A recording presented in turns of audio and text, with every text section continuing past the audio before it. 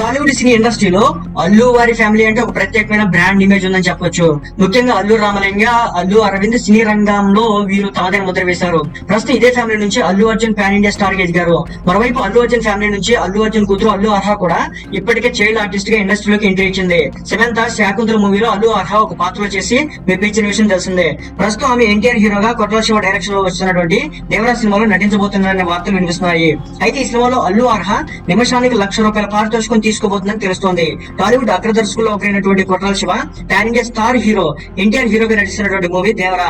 ఇందులో Bollywood beauty Janhvi Kapoor heroine గా నటిస్తుంది. RRR మూవీ తర్వాత ఎన్టీఆర్ దేవరా మూవీ వస్తుండటంతో భారీగా అంచనాలు నెలకొని ఉన్నాయి. ఇప్పటికీ ఈ సినిమాకి సంబంధించి ఫస్ట్ లుక్ విడుదలయ్యి మంచి రెస్పాన్స్ సంపాదించుకుంది. ఈ నేపథ్యంలోనే మరో వార్త బయటకు రావడం విశేషం.